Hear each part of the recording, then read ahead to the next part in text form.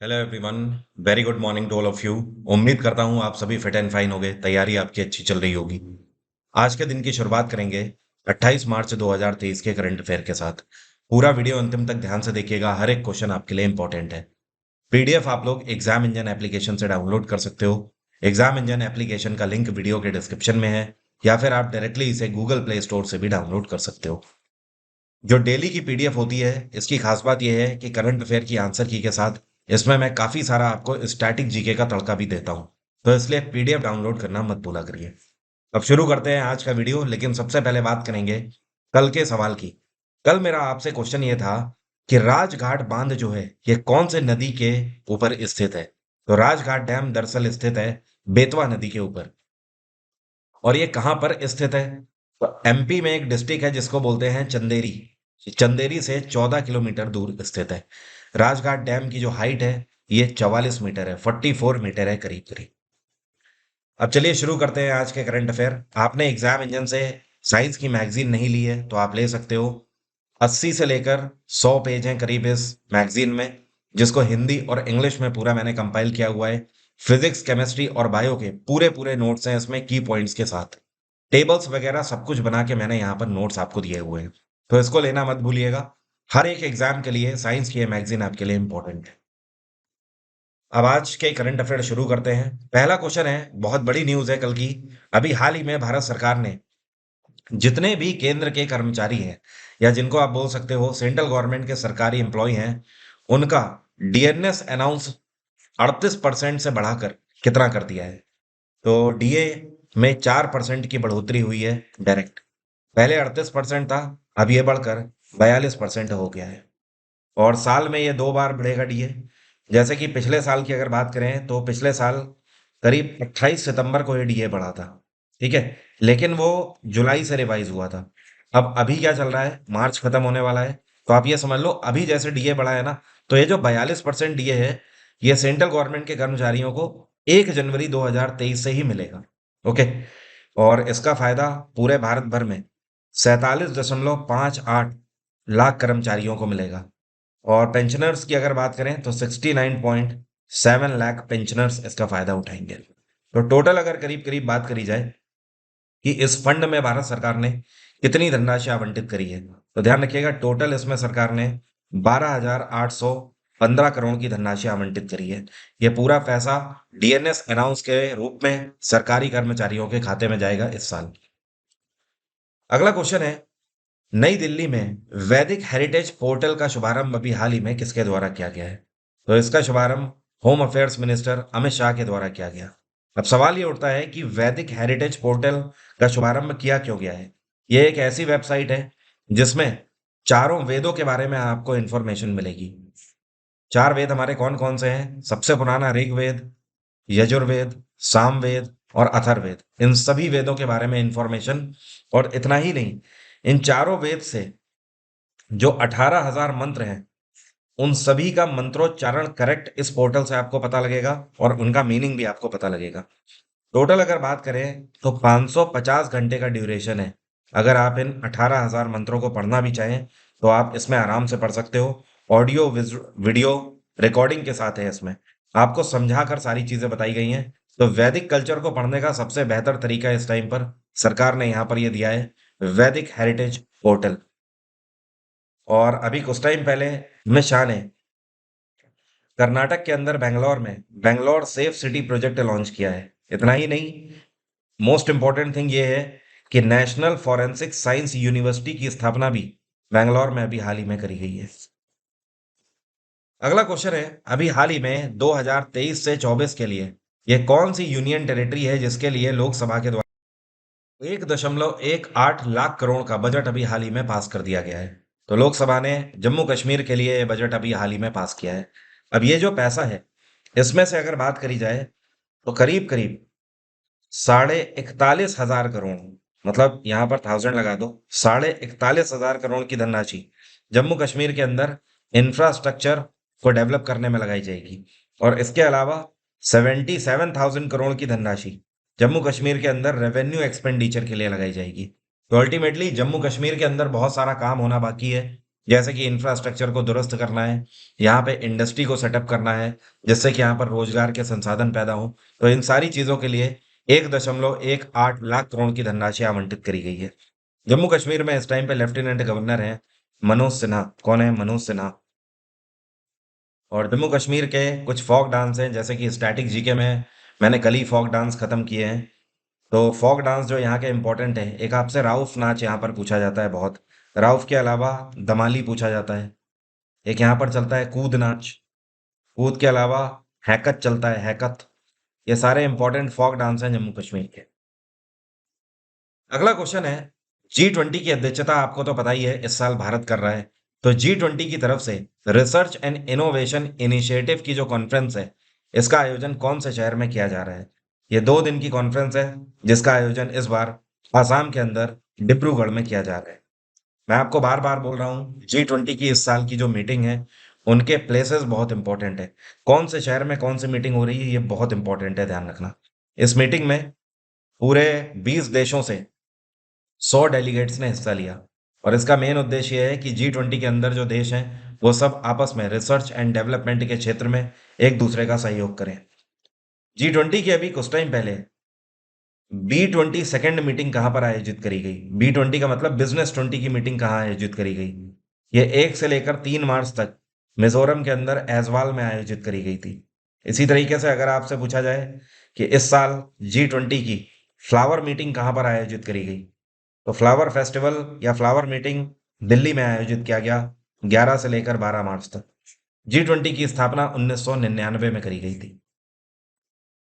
अगला क्वेश्चन है, अभी हाल ही में ये कौन सी संस्था है जिसके द्वारा एक रिपोर्ट पब्लिश करी गई है? और इस रिपोर्ट में ये खुलासा किया गया है कि पूरे दुनिया की पॉपुलेशन में से 26% जनसंख्या ऐसी है जिसके पास सेफ ड्रिंकिंग वाटर नहीं है। मतलब जो पीने का पानी है वो शुद्ध नहीं है, कंटेमिनेटेड है, दूषित है। तो ये रिपोर्ट अभी हाल ही में यूनेस्को के द्वारा जारी करी गई है। यूनेस्को की स्थापना 1945 में करी गई थी। इसका हेडक्वार्टर है पेरिस।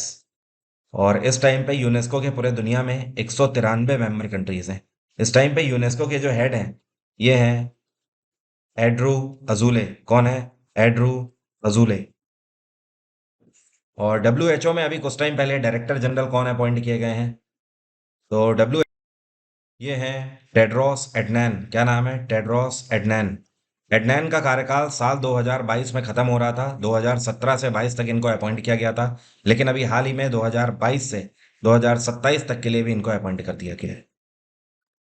नेक्स्ट क्वेश्चन है, अभी हाल ही में यह कौन सा शहर है जहां पर एलिवेट एक्सपो का 26वां संस्करण आयोजित किया गया? तो इस बार इसका संस्करण यूनाइटेड अरब अमीरात में दुबई के अंदर आयोजित किया गया। सवाल ये उठता है कि एलिवेट एक्सपो का मेन उद्देश्य क्या है?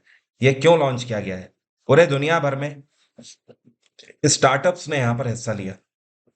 और कितने स्टार्टअप्स ने? तो करीब 180 स्टार्टअप्स ने यहाँ पर हिस्सा लिया, जिसमें से 6 स्टार्टअप भारत के थे।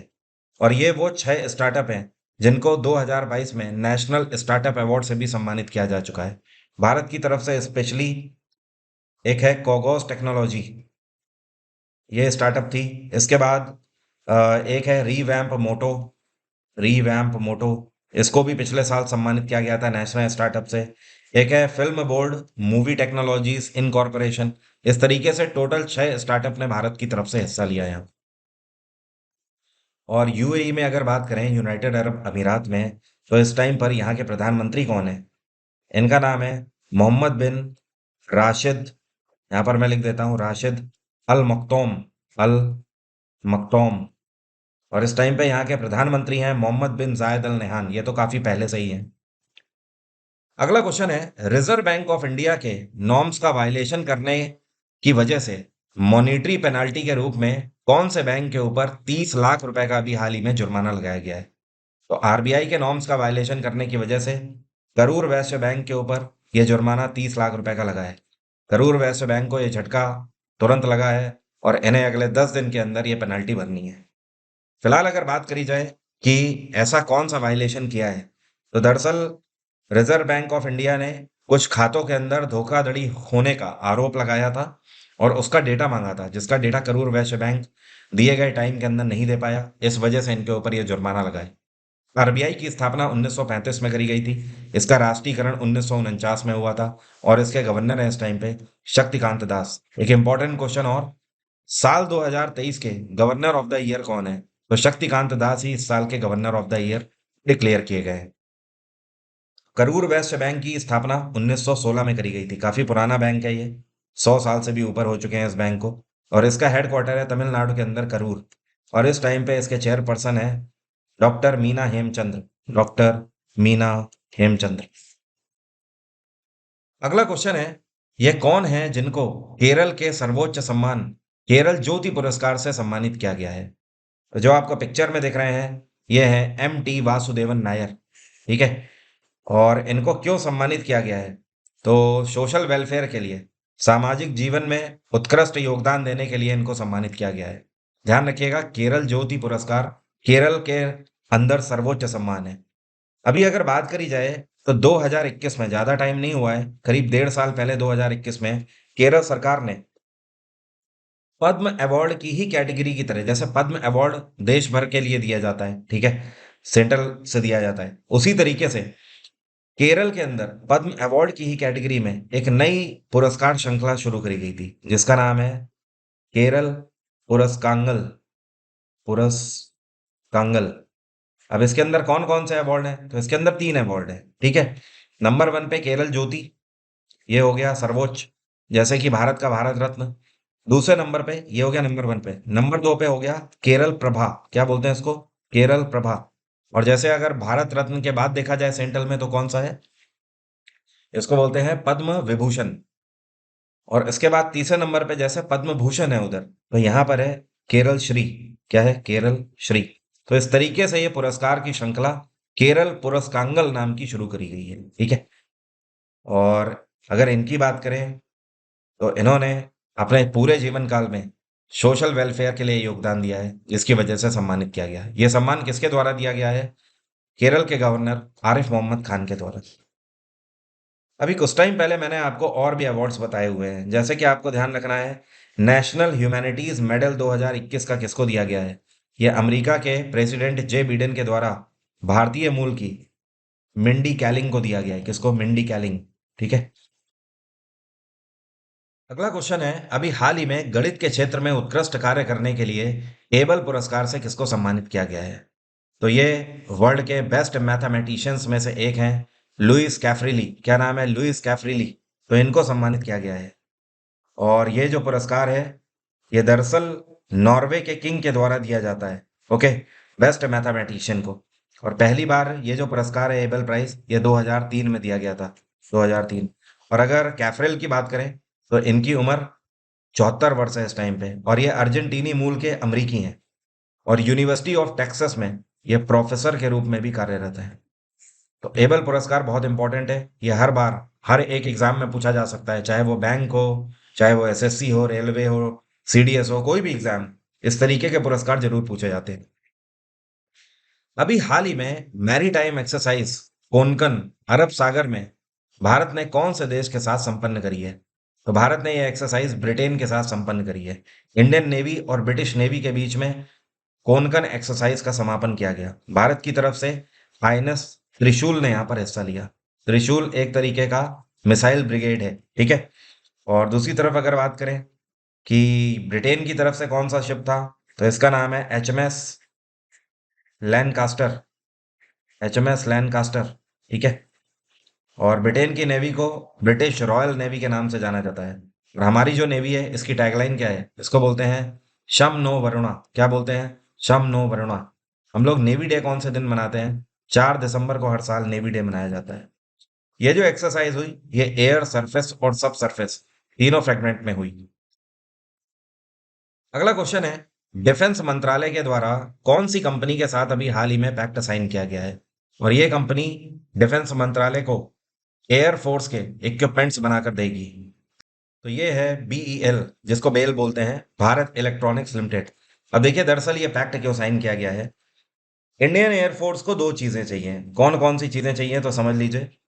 एक तो मीडियम पावर के रडार्स चाहिए, पहली चीज। और दूसरी चीज, रडार वार्निंग रिसीवर्स चाहिए।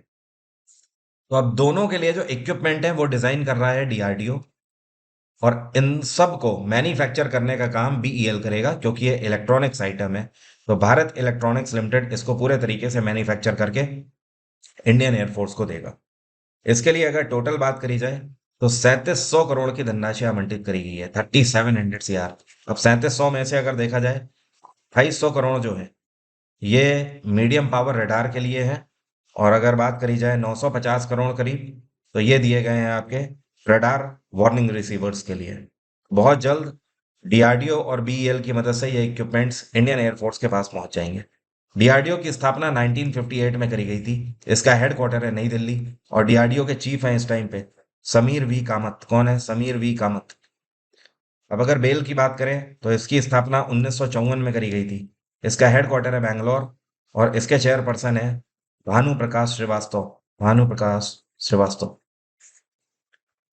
अगला क्वेश्चन है, international day of the unborn child कौन से दिन मनाया गया? तो ये दिवस मनाया गया 25 मार्च को, 25 मार्च।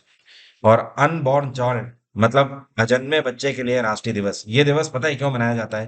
ताकि लोगों में अवेयरनेस फैलाई जा सके कि अबॉर्शन कराना कितना गलत है।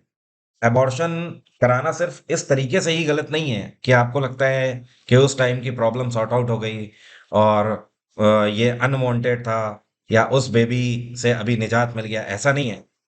जब आप अबॉर्शन कराते हो या भ्रूण हत्या करते हो तो पहली बात तो ये अपने आप में अपराध है। इसके अलावा दूसरी चीज ये है कि वो माँ या फिर वो पर्टिकुलर भ्रूण जिस पर वो बच्चा था, उस पर्टिकुलर लेडी को हार्मोनल डिसबैलेंस बहुत हो जाते हैं, जिसकी वजह से तरह तरह की बीमारियां उसकी बॉडी में लग सकती हैं। और ये ऐसी बीमारियां होती हैं जो कि जीवन भर इस तरीके से हार्मोनल डिसबैलेंस फॉर्म में रहती हैं, और एक तरीके से स्फूर्ति, जितनी भी चेतना होती है वो सब बॉडी की खत्म होने लगती है धीमे धीमे। अगला क्वेश्चन है, जो आपको पिक्चर में व्यक्ति दिख रहे हैं इनका नाम है प्रदीप सरकार। 67 वर्ष की उम्र में अभी हाल ही में इनका निधन हो गया। ये कौन थे? लेखक थे, फिल्म निर्माता थे, थिएटर आर्टिस्ट थे, या सोशल वर्कर थे? तो ये थे डायरेक्टर, फिल्म मेकर थे, जिनको आप निर्देशक बोल सकते हो या डायरेक्टर बोल सकते हो। और आपने एक मूवी के बारे में सुना होगा, रानी मुखर्जी की आई थी मर्दानी मूवी, वो इन्हीं के द्वारा डायरेक्ट करी गई है। इतना ही नहीं, और भी कई सारी मूवी जैसे कि लफंगे परिंदे हो गए, लागा चुन्नी में दाग, ये सब भी इन्हीं के द्वारा डायरेक्ट करी गई है। इन्होंने ओटीपी, अगर बात करी जाए ओटीटी प्लेटफॉर्म्स की, तो वहां पर भी कई सारी मूवीज दी हैं, जैसे कि अरेंज मैरिज हो गई, और कोल्ड लस्सी और मसाला चिकन हो गया। इस तरीके की भी ओटीटी पर कई सारी इन्होंने सीरीज दी हुई। अब मेरा आज का सवाल आपसे, आप में से कितने लोग बता सकते हैं कि इन चारों में से ये कौन सी साइट है जो कि रामसर साइट डिक्लेयर नहीं करी गई है? थाने क्रीक, हीराकुड रिवरियर, यशवंत सागर, स्वम मनोहर लेक। चारों में से कौन सा आंसर सही है? जल्दी से कमेंट बॉक्स में लिखकर बताइए। रामनवमी पर एग्जाम इंजन आपके लिए लेकर आया है बहुत बड़ा ऑफर पूरे मार्च का। आप किसी भी बैच में 40% का डिस्काउंट फ्लैट ले सकते हो। ये ऑफर आज रात 12 बजे से शुरू हो रहा है, मतलब आज 28 है, तो जैसे ही 29 मार्च आज रात 12 बजे से लगेगा तब से ऑफर स्टार्ट है, और 30 मार्च की रात 11:59 तक ये ऑफर रहेगा। और जो ऑफर कोड है या कूपन कोड है, ये है RAM40। तो आप इसको लगाकर किसी भी बैच में, किसी भी मैगजीन में, एग्जाम इंजन के अंदर जो कुछ भी है पेड, हर एक चीज में आप 40% का फ्लैट डिस्काउंट ले सकते हो।